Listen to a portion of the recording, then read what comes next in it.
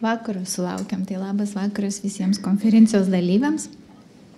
Ir visų pirma, tai aišku, noriu padėkoti Astrėjai, supažindinusiai su mineralų karalystė, atvėrusi tą mineralų pasaulį ir galimybę būti čia mums visiems ir dalintis tuom.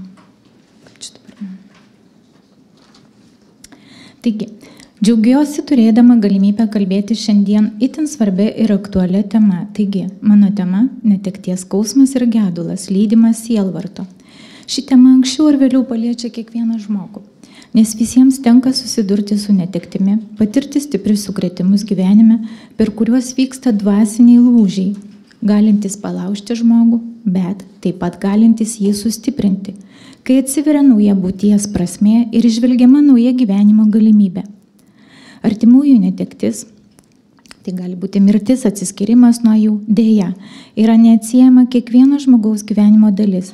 Tai reikia pripažinti labai sunkiai ir nemaloni jos dalis. Šiandien aptarsime, kodėl šie sunkumai atsiranda ir kaip galime su jais susitvarkyti, įveikti krizę, kad atgautume gyvenimo prasmę ir gerovę. Vis dėlto, ne visi šį etapą gali praeiti nepakenkdami savo. Būna, kad vieni bando numalšinti skausmą alkoholiu ar narkotikais, kažkas stipriais raminamaisiais vaistais, o kažkas tiesiog panyra į save ir praranda norą gyventi.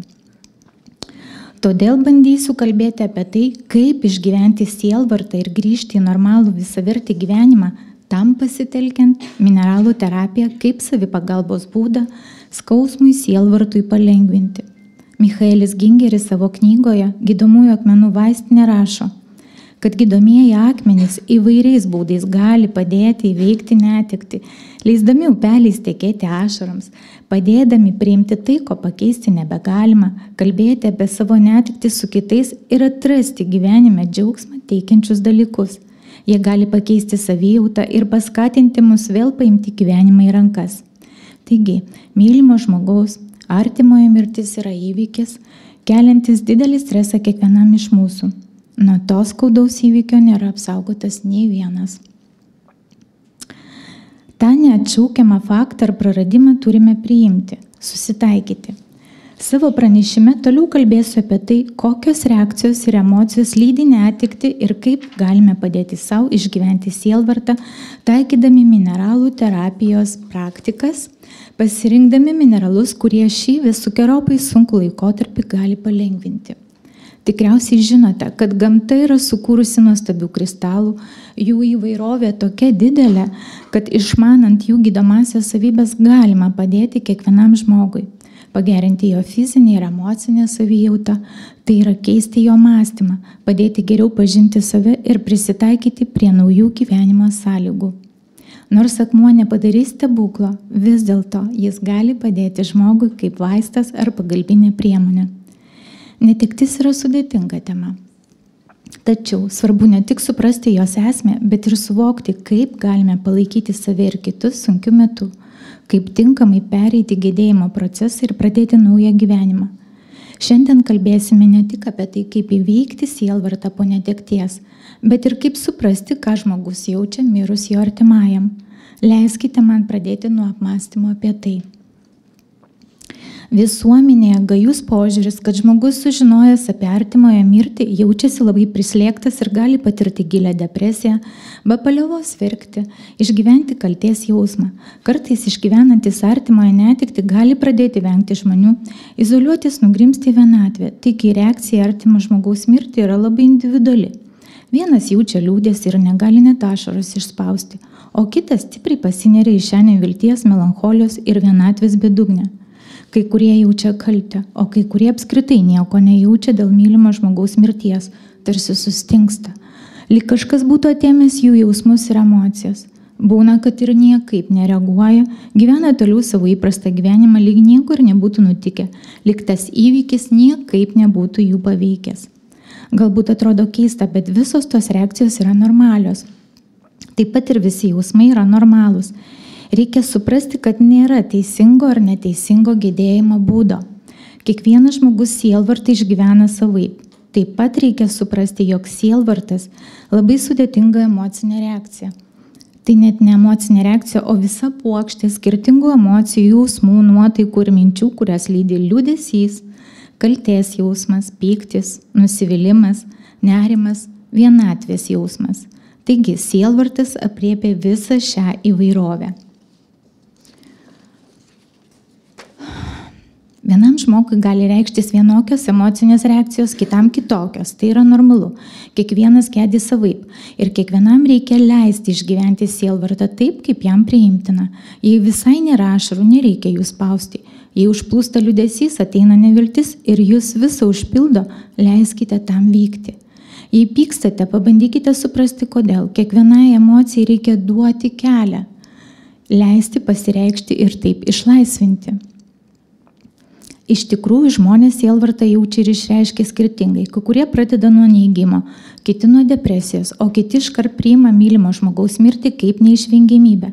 Sielvartas, kaip ir atskiras žmogus, yra individualus, tik jam būdingas. Leiskite skausmus reikštis taip, kaip jam reikia, kad išeitų. Šis skausmas turi teisę būti. Sielvartas sukelia skausmą, bet jį pakelti gali beveik kiekvienas. Vis dėlto būklė, kokybė, intensyvumas ir trukmė siejami su sielvarto išgyvenimu gali būti labai skirtingi. Tai priklauso nuo asmenybės tipo ir kultūrinių savybių.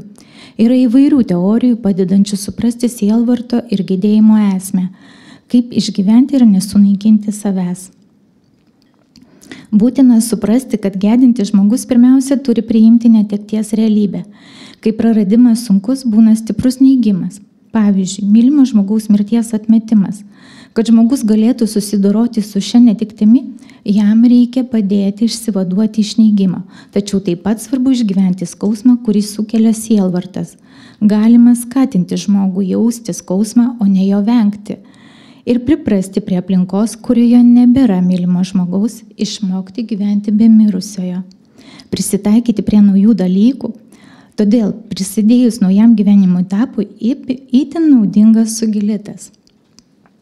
Jis padeda išsilaisvinti iš emocinių prisirišimų, taip pat ramina liūdesį, nerimą, įtampą bei įsisenėjusius kaltės jausmus, padeda užbaigti tai, kas pradėta. Sugilitas – transformacijos akmuo. Norint mylimo žmogaus netekties skausmą išgyventi, o ne visą gyvenimą tas netekti jausti, tas skausmą reikia įsileisti, išgyventi ir paleisti. Neįveiktas, neišjaustas sielvartas kaip sniego gniūžtė tiesiog auga ir rieda žemyn. Reikia duoti savo laiko. Neskubinkite gedėjimo, priimkite savo skausmą kaip gyvenimo smūgį, leiskite emociniams žaizdoms gydyti. Nemažai žmonių, net ir praėjus gana daug laiko, negali susitaikyti su netektimi. Jiems atrodo, kad tai sapnas, kad įvyko klaida, todėl jie vis neigia realų mirties faktą, nesusitaiko, pradeda gyventi nerealiame pasaulyje. Tačiau būtina priimti realų artimojo mirties faktą. Žmogus mirė, jo nebėra. Šiame gyvenime daugiau nebesusitiksite. Jis jau nebe su mumis. Tai skausmingas momentas. Kai kurie kategoriškai atsisako tai priimti. Tai gali vesti į apsunkintą gedėjimą. Jei nepriimate, kad nebėra artimojo, negalite pradėti sielvartauti. O jei nepradėsite, tai negalėsite ir pabaigti. Kaip savo knygoje rašo Michaelis Gingeris, rodonitas gali padėti nugalėti netektį, kurioje žmogus jaučiasi visiškai užstrigęs. Jis taip pat gali padėti esant emociniam skausmui ir nekontroliuojamo pykčio proveržiams. Galbūt keista, kad tie, kurie organizuoja laidotuvių ritualus, būdynės, gali lengviau ir geriau išgyventi sielvartą už tuos, kurie to neatliko. Labai svarbu dalyvauti visuose atsisveikinimo etapuose.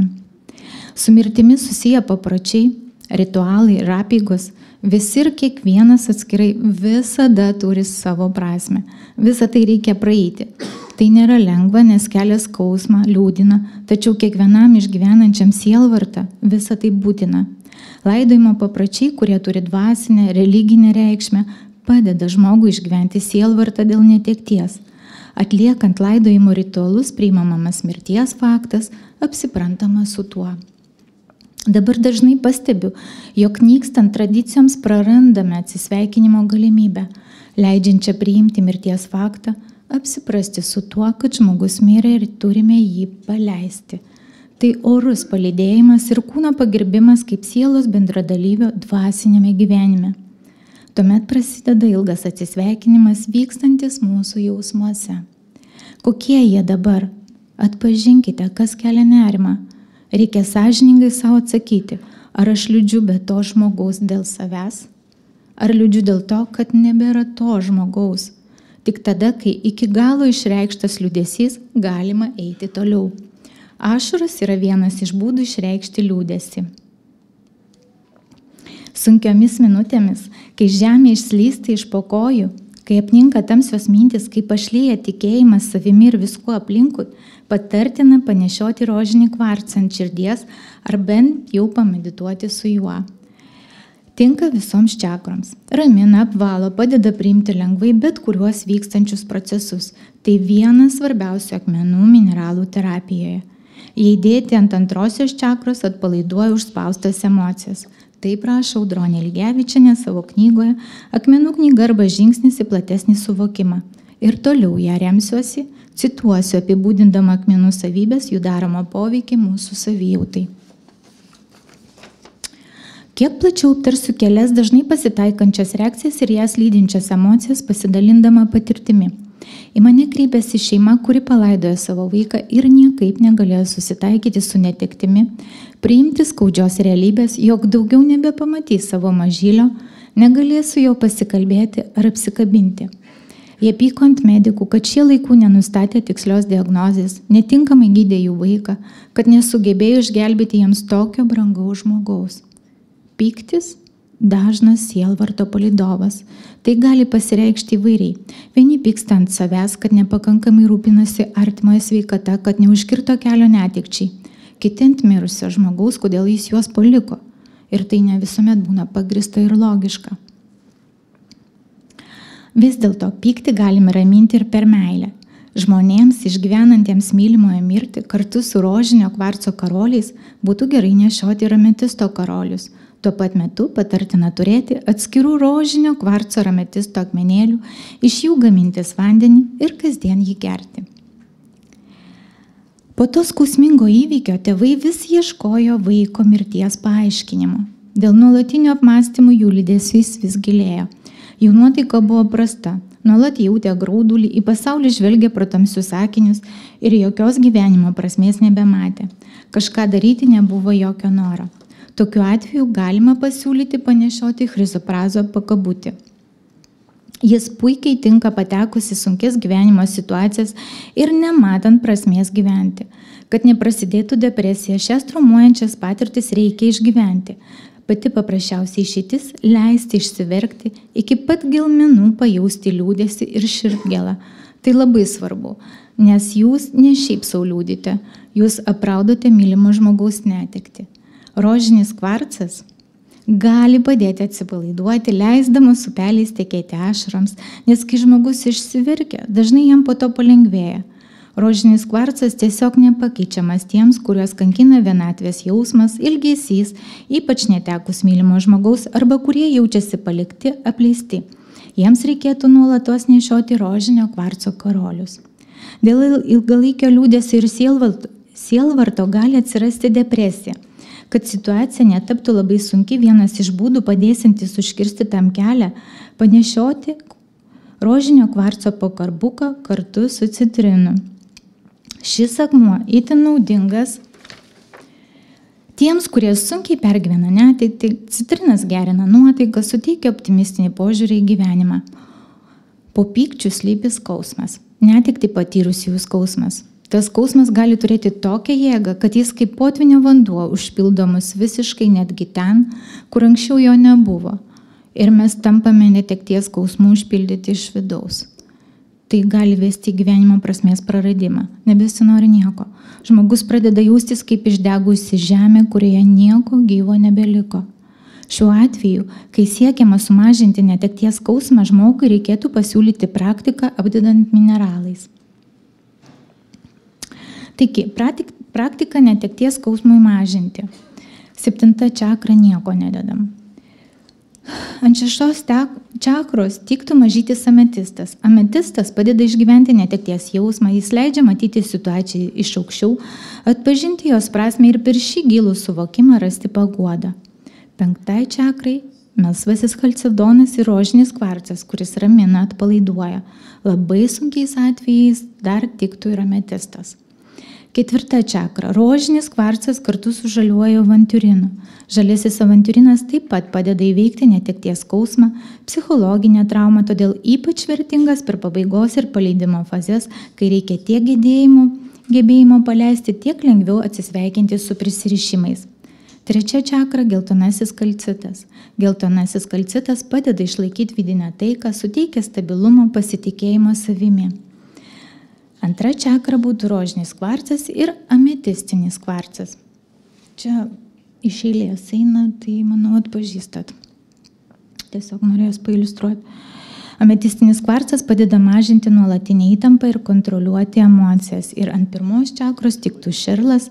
Šerlas labai praverčia tiems, kurie užspaudžia savo neigiamas reakcijas, pyktį, agresiją, kerštą, kad ta užspausta jėga nepradėtų naikinti pačio žmogaus. Taip pat ramina stresą, praverčia susidariusi įtemptai situacijai. Tarp visų čakrų jau apdėtų akmenimis 1 ir 2, 2 ir 3 ir 4, 4 ir 5 vertikaliai stuburui dėdami dvigaliai kalnų krištaliukai, dar vadinami tiltukai. Ir trukmė būtų apie pusę valandos.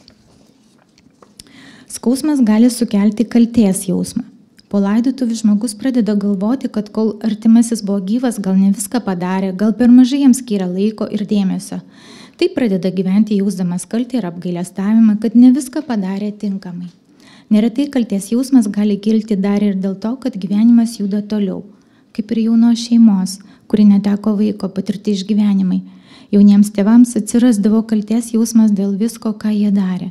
Pavyzdžiui, kur vykdavo ar susitikdavo su draugais ir jausdavosi gerai, jiems kildavo pojūtis, tarsi išduotų savo vaiką. Šiai šeimai buvo sunku patikėti, kad turi teisę į laimę ir ši laimė nieko neišduoda. Kaltės jausmą paleisti gali padėti sodalitas. Kadangi sodalitas veikia iš lėto, kartu būtų gerai nešioti ir ametisto pakabutį ar karolius, jis pagreitintų sodalito veikimą. Sunku išmokti gyventi pasaulyje, kuriame nebėra artimoje. Įsivaizduokite, kad jūs įmeta į vandenį, o jūs nemokate plaukti ir jums reikia kažkaip žūtbūt išplaukti į krantą. To reikia mokintis. Taigi, patirdami šiuos jausmus pamažu išmokstame kurti gyvenimą iš naujo ir prisitaikyti prie naujos realybės. Kai skausmas atslūgsta, priėmimas įvyksta. Kaip suprasti, kad jau išgyvenai visas emocijas? Viską, ką mes jaučiame, išskyrus meilę, reiškia, kad dar neišgyvename. Jei likusi tik meilė išėjusiam artimajam, tuomet viskas gerai. Dauguma žmonių įveikia artimojo netektį, per laiką atgauna emocinę pusiausvyrą. Ta patirtis suteikia galimybę paaugti dvasiškai, nes keičiasi tiek pačio žmogaus savęs supratimas, tiek kitų supratimas. Tai brandinanti patirtis, kurios mes negalime pasirinkti, bet ją įgyja kilus naujiems iššūkiams, juos įveiksime lengviau. Žmonės nepamiršta savo mylėtų mirusių artimųjų, bet išgyvenę netektį jau gali ramiai apie tai galvoti, prisiminimų nebelydys skausmas, susitaiko su mintimi, kad netektis gyvenime neišvengiamos.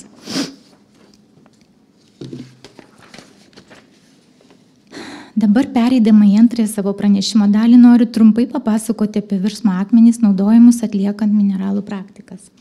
Mirimas. Tik nedidelė dalis žmonių miršta staiga. Daugelis žmonių į mirtį artėja pamažu.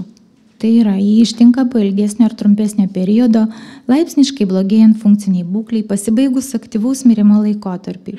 Mirimo proceso trukmė, eiga ir sudėtingumas ne visiems mirštantiesiems pasireiškia identiškai.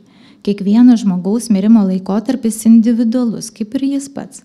Vienas svarbiausių ir vertingiausių dalykų, kuriuos galime padaryti kitam žmogui, tai rūpintis juo paskutinėmis gyvenimo dienomis. Tai, į ką kviečiu, yra pagalba mirštančiam ruošiantis didžiajam perėjimui. Mirštančio žmogaus priežiūra susijusi su 2 dalykais, kuriuos reikia turėti omenyje. Tai pagarba gyvybė ir susitaikymas su mirtimi. Pagarba gyvybei reiškia, kad kiekvieną žmogų, kol jis gyvas, turime gerbti ir vertinti. Tai yra savo veiksmais ar neveikimu niekada neturėtumėte siekti mirties, stengtis ją sukelti arba pagreitinti. Kita vertus, susitaikymas su mirtimi reiškia, kad mirčiai turime tinkamai pasiruošti. Nereikia neigti realios situacijos arba bėgti nuo neišvengiamos baigties, ieškant bet kokio galimo gydymo. Jei žmogus jaučia stiprią mirties baimę, rožinis kvarcas visada padeda. Jis naudingas sunkiems ligoniams arba mirties laukiantiesiems, nes padeda atsipalaiduoti, apramina baimę, senas fiksacijas, paskatina atleisti ir susitaikyti su ateinančiu perėjimo procesu, skatina nuoširdžiau melstis. Galime duoti palaikyti rankoje arba padėti po pagalvę. Taip pat tiems, kurie bijo mirties, gali padėti chrizokola. Tiems, kurie yra šalia artimųjų, kuriems liko nebedaug gyventi, lydi juos jų gyvenimo pabaigoje, noriu priminti vieną praktiką palengvinančią mirimo procesą. Tai praktika skatinanti sąmoningesnį išėjimą, todėl taikoma žmogui esančiam prie mirties slenksčio ir vis negalinčiam išeiti. Yra naudinga tam, kuris tokią pagalbą supranta ir jos nori. Galima taikyti ir artimiesiams, sąmonę praradusiems, tačiau vis neišeinantiems žmonėms. Jeigu ligonis turi sąmonę, jis gali melstis kartu. Jeigu ne, už jį turėtų melstis tas, kuris atlieka praktiką. Tam tikslui kiekvieną rytą ir vakarą tuo pačiu metu po 11 minučių dėkite selenito lazdelę virš mirštančiojo galvos, rožinį kvarcą ant širdies, o medaus spalvos kalcitą ant bambos. Po mirties išeiti padėjus į akmenį reikėtų įdėti mirusiųjų karstą, taip pat jo pastaruoju metu naudotus akmenis būtina atiduoti žemei. Mirdamas gyvenimui fizinėme kūne žmogus gimsta į nefizinę būtį, gyvenimui dvasinėme kūne. Mirties nėra, yra tik gyvenimas, vienos formos virtimas kita. Mes keičiame būvį. Nereikia bijoti mirties, ji yra ne pabaigo, tik nauja pradžia. Beje, tai supratus, gedėjimas taip pat būna lengvesnis. Taigi, be pradžios nebūtų pabaigos, o be pabaigos nebūtų naujos pradžios. Gimstame viename pasaulyje, prieš tai patyrę mirtį kitame ir atvirkščiai. Palengvinti tokius perėjimus gali padėti ir akmenys. Gimus vaikui, pirmasis 72 dienas suakmenėjusio medžio gabalėlį galima dėti lovelės koliūgalyje arba tiesiog po ją. Kūdikio kambaryje galima laikyti jo žvakidę ar kokį nors dekoratyvinį elementą. Visi tie dalykai padės vaikelio sielai greičiau prisitaikyti prie materialios žemės erdvės, stiprins kūno sveikatą. Žinoma, tame pačiame kambaryje naudingas yra ametistas, palengvinantis tik įvykusio perėjimo iš subtiliųjų pasaulių žemiškąją formą procesą. Mažylį parsinešus iš gimdymo namų patartina po lovelę padėti ametisto kristaliuką, o virš jos pakabinti aptakų nedidelį rožinio kvarco akmenuką. Kartą ar bent porą kartų per dieną galima išpurkšti kambarį šių dviejų mineralų vandeniu, gautų palaikius juos per naktį stiklinėje švaraus vandens. Tai ne tik apvalys erdvę, bet ir padės integruotis į jo sistemą. Labai didelių akmenų greta lovelės geriau nedėti. Jei naujagimiui norite padovanoti akmenėlį, tebūnie tai rožinis kvarcas. Tik atėjusiai sielai, taip pat tiks floritai, švelnių spalvų agatai, gintaras arba chrizokola. Kiti tegul dar palaukia, nebent yra kokia nors konkreti problema. Taip pat kūdikiui šalia lovelės galima padėti rožinio kvarco žvakidę. Akmuo apgaubs naujai atėjusią sielą šilta, jaukia ir saugia meilės energija. Gintarą taip pat galima dėti kūdikiams į lovelę arba vežiojant lauke, kad apsaugotų nuo negerų žvilgsnių ir bet kokio blogio netikėto apraiškų. Naujagimiui tiks ir fosilijos. Tai tiek apie akmenėlius, kurie padeda naujai atėjusiai sielai. Baigdama noriu pasakyti, kad kiekvienas individualiai renkasi tai, kas jam geriausiai padeda tiek sunkiais, tiek svarbiais gyvenimo momentais.